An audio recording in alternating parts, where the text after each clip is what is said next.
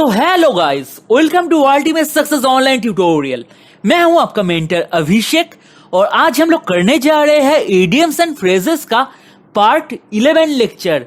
सो जो लोग ये लेक्चर पहली बार देख रहे हैं उन लोगों को मैं बोलना चाहता हूं कि आप लोग इससे पहले हमारे इडियम्स एंड फ्रेजेस का पार्ट 1 से लेके पार्ट 10 तक जरूर देख ले, क्योंकि मैंने पहले भी आप लोगों को बोला था कि जितना भी इडियम्स एंड फ्रेजेस का लेक्चर्स हम लोग करेंगे, मैं आपको गारंटी देके बोल सकता हूं कि 90% के ऊपर चांसेस है कि ये सब इडियम सबके एग्जाम में कॉमन आए। क्या बोल रहा हूं, 90% के ऊपर चांसेस है। सो जो लोग मिस करना चाहते हैं तो अपने रिस्क में मिस कीजिए। और मैं एक चीज आपको बोल चुका हूं पहले ही कि जितना इडियम्स एंड फ्रेजेस मैं आपको कराऊंगा, आपको कोई भी चीज रट्टा मारने की जरूरत नहीं है, कुछ भी मागअप करने की जरूरत नहीं है। आप लोगों को क्या करना है, बस मेरे साथ इमेजिन करना है, आपके दिमाग में पूरा इडियम्स छप जाएगा। सो मेरे साथ इमेजिन करते रहिए। तो चलिए देख लेते हैं आज का पहला एग्जाम्पल क्या है। सो गाइस, आज का हमारा पहला एग्जाम्पल है a bone to pick with you or someone. ये जो यू दिया है उसके जगह पे आपको समवन भी दिया रह सकता है, ठीक है। A bone to pick with you or someone, इसका मतलब क्या है, to have a disagreement to discuss with someone or to have something to argue about something. तो इसका मतलब क्या है कि किसी के साथ आप कोई चीज लेकर आर्ग्यूमेंट कर रहे हैं, झगड़ा कर रहे हैं, इसको आप कैसे याद रखेंगे। तो आप मेरे साथ इमेजिन करते रहिए और ये पिक्चर देखिए, a bone to pick with you. सोचिए कि दो कुत्ता है, दो कुत्ते के सामने एक हड्डी रख दिए है। वो लोग क्या करेगा, उस बोन के लिए क्या वाह वाह वाह वाह वाह वाह, मेरे को ये हड्डी चाहिए, मेरे को ये हड्डी चाहिए, झगड़ा करेगा ना, दोनों के बीच में भाव भाव शुरू हो जाएगा ना। अगर आप दो कुत्ते के बीच में एक हड्डी रखेंगे तो क्या होगा, उस हड्डी के वजह से झगड़ा होगा या नहीं होगा? ऑफ कोर्स होगा।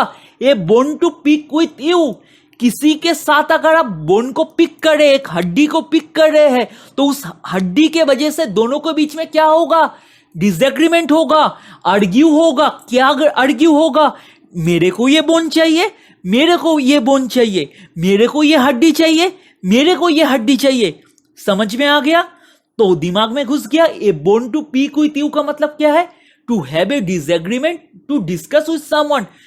कैसे इमेजिन करेंगे, a bone to pick with you, दो कुत्ता है, बीच में हड्डी है, दो कुत्ता है, बीच में हड्डी है, दोनों के बीच में कौन हड्डी को उठाएगा, कौन उस हड्डी को खाएगा? झगड़ा कर रहा है, नहीं मेरे को चाहिए, नहीं मेरे को चाहिए। तो दिमाग में घुस गया, कोई एक चीज लेके दोनों के बीच में झगड़ा हो रहा है, आर्ग्यू हो रहा है। समझ में आ गया, दिमाग में छप गया। तो चलिए नेक्स्ट देखते हैं। सो गाइस, आज का हमारा नेक्स्ट एग्जाम्पल है ए क्लोज शेव और क्लोज कॉल। इसका मतलब क्या है, इसका मतलब है a narrow escape from danger. क्या है a narrow escape from danger? इसको कैसे याद रखना है, क्लोज कॉल। आपने सोचा है ना, एकदम किनारे से बच गया, एकदम किनारे से बच गया। ये क्लोज शेव, एकदम किनारे से बच गया, एकदम पास से बच गया, मतलब एकदम किसी तरह से डेंजर से बच गया। जैसे ये पिक्चर देखो, अच्छी तरह से ये पिक्चर को देखो आप लोग। एक पंछी को एक मगरमच्छ खाने की कोशिश कर रहा है, कितने किनारे से ये बच रहा है, देखिए कितने किनारे से। सबका ध्यान इस पिक्चर में होना चाहिए। ये पंछी कितने क्लोजली निकल रहा है इस मगरमच्छ से। अगर थोड़ा इधर से उधर हो जाएगा तो क्या होगा, ये मगरमच्छ इस पंछी को खा लेगा। तो देखिए पंछी कितने क्लोज से, कितने नैरो एस्केप से मगरमच्छ से बच रहा है। तो क्लोज कॉल का मतलब क्या है, a narrow escape from danger.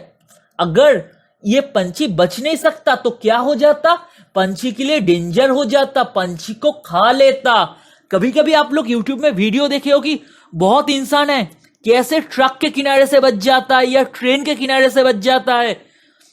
तो ये सब सिनेरियो को क्या बोलते हैं, क्लोज कॉल और ए क्लोज शेव।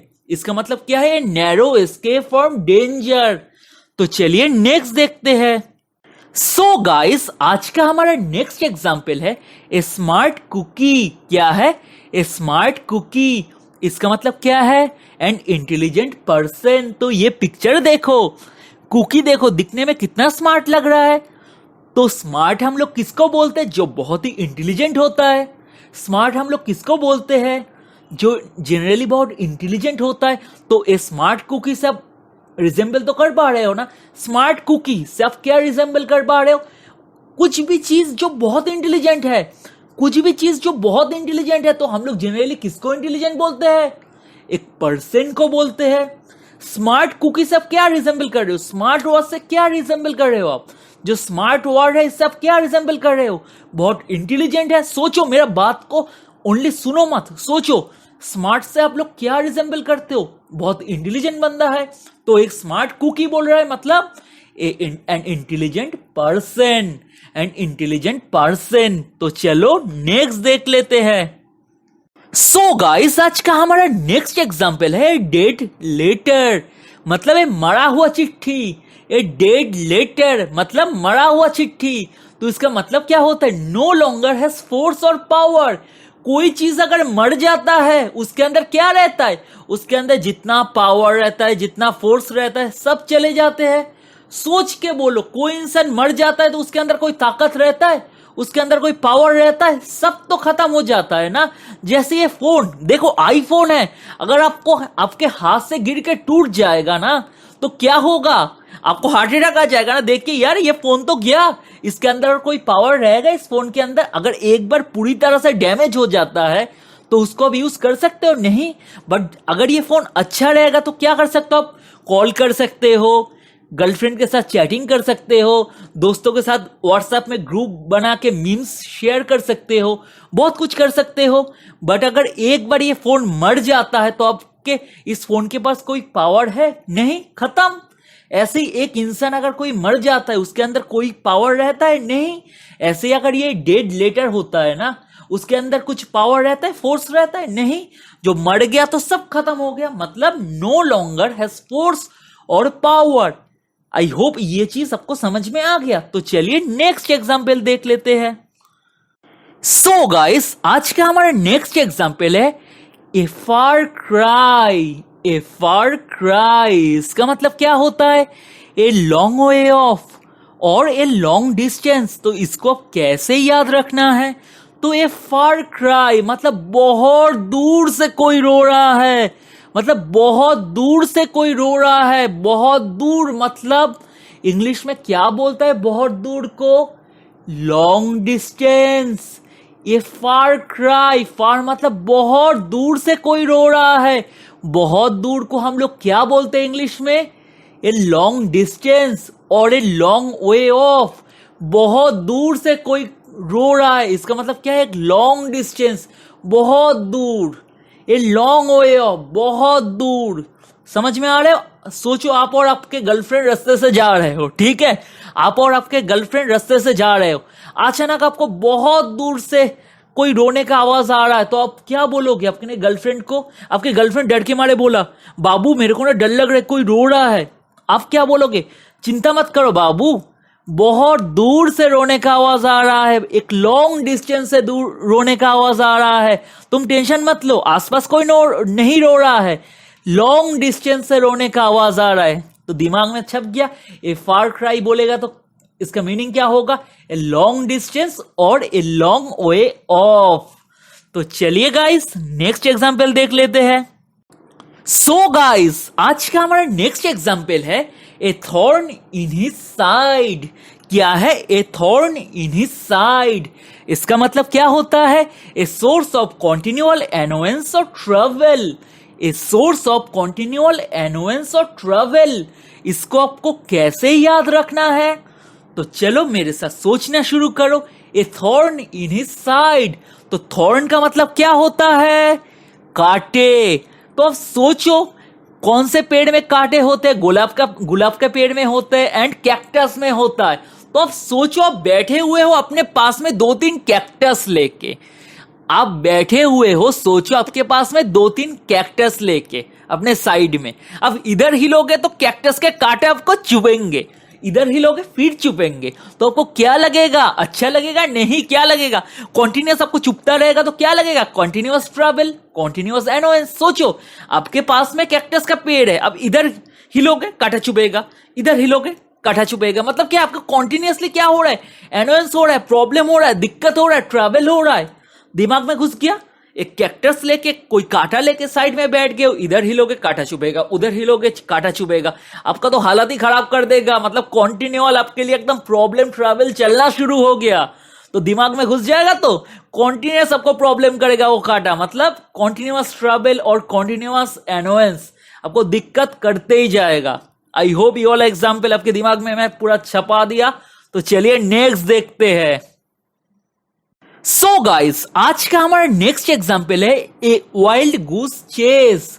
क्या है? A wild goose chase. इसका मतलब क्या है? A foolish and hopeless search. हम लोगों ने, बहुत सारे लोगों ने देखा है कि ऐसे बच्चे लोग, कुछ भी गूस वगैरह रहता है या कोई कबूतर रहता है तो बच्चे लोग दौड़ता है उसको पकड़ने के लिए। पकड़ पाता है? पकड़ पाता है? बोलो, नहीं पकड़ पाता है, बट दौड़ता रहता है अपने शौक में। मतलब कबूतर उड़ जाता है, कबूतर को पकड़ने के लिए दौड़ता है, कबूतर उड़ जाता है। इस दौड़ के, इस चेस में कोई मतलब कोई काम है? कुछ फायदा है? सोचो तो, अपने आप को सोचो। एक नदी के किनारे में आप देख रहे हो बहुत सारा गूस है, ठीक है, जो गूस उड़ सकता है, ठीक है। अब अचानक उसके पीछे दौड़ना शुरू कर दिया उसको चेस करने के लिए, ठीक है। उसको क्या करोगे? अगर चेस करके पकड़ते भी हो, उसको थोड़ी ना पका के खाओगे, नहीं खाओगे ना, क्योंकि ये तो वाइल्ड गूस है। तो इसके पीछे दौड़ रहे हो, क्यों दौड़ रहे हो? कोई मतलब बनता है? नहीं, ऐसे ही दौड़ रहे हो। मतलब क्या है? A foolish and hopeless search. मतलब कोई होप ही नहीं है, ऐसे ही उसको भगाने के लिए दौड़ रहे हो, तो इसका कोई मतलब बनता है? बॉस सोच के बोलो, कोई मतलब क्या बनता है? कोई मतलब नहीं बनता है, फिर भी आप दौड़ रहे हो गूस के पीछे। मतलब ए फूलिश एंड होपलेस सर्च। बिना मतलब कि आप गूस के पीछे दौड़ रहे हो, बिना मतलब कि आप गूस के पीछे दौड़ रहे हो। इसका मतलब क्या है? A foolish and hopeless search. तो ऐसे सोच लो, अब देखोगे कि बच्चे भी दौड़ता है, कबूतर वगैरह है तो दौड़ता है, कोई मतलब नहीं बनता है, कोई मतलब नहीं बनता है। ऐसे अपने मजे के लिए दौड़ता है वो लोग, उड़ता है, मतलब कुछ है? कुछ नहीं है, होपलेस सर्च है। तो दिमाग में घुस गया, ए फूलिश एंड होपलेस सर्च। तो चलिए नेक्स्ट देखते हैं। सो गाइस, आज का हमारा नेक्स्ट एग्जाम्पल है एक्किलिस हिल। क्या है? एक्किलिस हिल। इसका मतलब क्या है? इसका मतलब है ए वल्नरेबल और वीक स्पॉट। तो ये मतलब समझने से पहले हम लोग स्टोरी सुन लेते हैं। जैसे आप लोग रावण का स्टोरी सुने हो रामायण में, तो रावण का क्या स्टोरी था? रावण को कोई नहीं मार सकता है, बस रावण का एक वीक पॉइंट था। उसका वीक पॉइंट क्या था बोलिए? जितने लोगों ने रामायण पढ़ा है उसको पता होना चाहिए। रावण का एक वीक पॉइंट था उसके नाभि में। तो रामचंद्र जी ने जब रावण के नाभि में तीर मारा था, तब जाके रावण मारा था।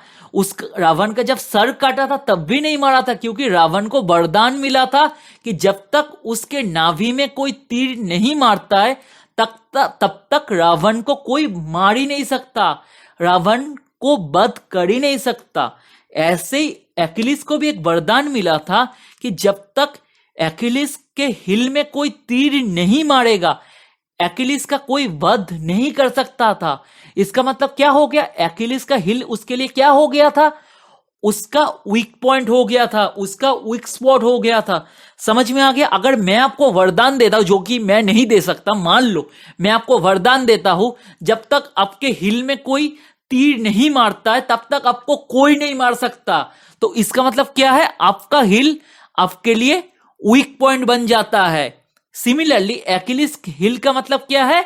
एक्किलिस का जो हिल था, एक्किलिस के लिए वीक पॉइंट था, ठीक है। तो एक्किलिस हिल अगर बोलेगा तो आपके दिमाग में छप जाना चाहिए क्या? वीक स्पॉट या वीक पॉइंट। समझ में आ गया? दिमाग में छप गया? तो चलिए नेक्स्ट एग्जाम्पल देखते हैं। सो गाइस, आज का हमारा नेक्स्ट एग्जाम्पल है आफ्टर ए फैशन। क्या है? After a fashion. इसका मतलब क्या होता है? वर्थलेस, मतलब कोई वैल्यू नहीं है। मतलब क्या है? आफ्टर ए फैशन का मतलब क्या है? कोई वैल्यू नहीं है, वर्थलेस। तो इसको आपको कैसे याद रखना है? तो सोचो मेरे साथ, आफ्टर ए फैशन मतलब फैशन चले जाने के बाद। तो अब सोचो, पहले जमाने में राजा लोग जो ड्रेस पहनता था, आप क्या अभी वो ड्रेस पहन के घूमते हो? नहीं। क्यों नहीं घूमते हो? क्योंकि उस ड्रेस का जो फैशन था वो चला गया है। अगर आपको कोई बोलेगा बेटा ये राजा का ड्रेस पहन के तलवार लेके घूम के आ, तुम क्या बोलोगी? आप लोग क्या बोलोगे? लोग बाहर मेरे को देख के हंसेगा। मैं थोड़ी ना पागल हूं, ड्रेस पहनूंगा। बट एक जमाने में हर एक लोग ऐसे ड्रेस पहनता था क्योंकि उस जमाने में वो ड्रेस फैशन था। बट आज के जमाने में वो वर्थलेस हो गया है, कोई वैल्यू ही नहीं देता। जैसे ये पिक्चर देखो, ये जो ड्रेस था एक जमाने में ये फैशन में था, बट आज के जमाने में अगर मैं ये ड्रेस आपको दे देता हूं, आपके पहन के घूमोगे? नहीं घूमोगे ना। अगर घूमते भी हो, लोग क्या करेगा? आपको देख के तारीफ नहीं करेगा, सब हंसेगा, बोलेगे ये देख जोकर आ गया है। सब हंसेगा। क्यों? क्योंकि आज के जमाने में ये फैशन नहीं है। इसका मतलब क्या है? अगर कोई फैशन चले जाता है, उसके बाद वो चीज क्या बन जाता है? वर्थलेस, कोई नहीं पहनता है। ये ड्रेस देखिए कितना महंगा लग रहा है जो मैंने पिक्चर में दिया, बट आज के जमाने में क्यों नहीं पहनेगा कोई? क्योंकि सब हंसेगा, क्योंकि इस ड्रेस का फैशन चला गया है। कितना भी महंगा ये ड्रेस हो, बट इसका वैल्यू वर्थलेस हो चुका है। आई होप दिमाग में घुस गया। तो चलिए आज का लास्ट एग्जाम्पल देख लेते हैं। सो गाइस, आज का हमारा नेक्स्ट एग्जाम्पल है all and sundry. All and sundry इसका मतलब क्या होता है? एवरीवन। तो सबसे पहले हम लोग सन्ड्री का मतलब समझ लेते हैं। तो सन्ड्री का मतलब होता है various items not important enough to be mentioned individually. बहुत सारे आइटम हैं, बट ये इंपॉर्टेंट नहीं है कि हम लोग इंडिविजुअली उसको मेंशन करें। बहुत सारे लोग हैं, सोचो, बहुत सारे, एक हॉल में बहुत सारे लोग हैं।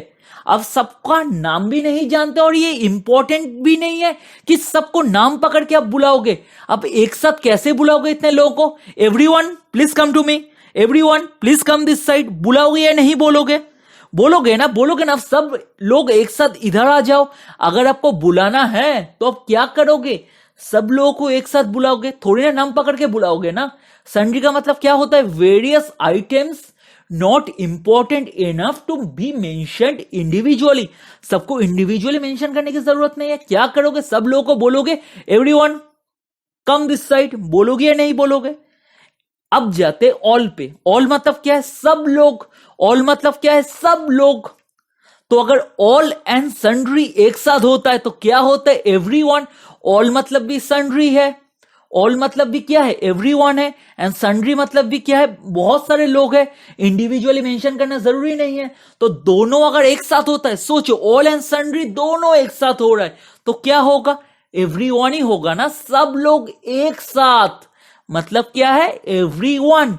तो ये आज का लास्ट एग्जाम्पल था। आई होप आपको ये वाला एग्जाम्पल समझ में आ गया होगा। सो गाइस, आई होप कि ये लेक्चर आप लोगों को बहुत पसंद आया होगा। अगर ये लेक्चर आपको पसंद आता है तो प्लीज लाइक कीजिए, कमेंट कीजिए और बोलिए आपको ये लेक्चर कैसा लगा, क्योंकि मैं आप लोगों के लिए बहुत मेहनत करता हूं और आप लोगों को इतना कोशिश करता हूं कि आप लोगों के दिमाग में एक एक एग्जाम्पल पूरा छप जाए।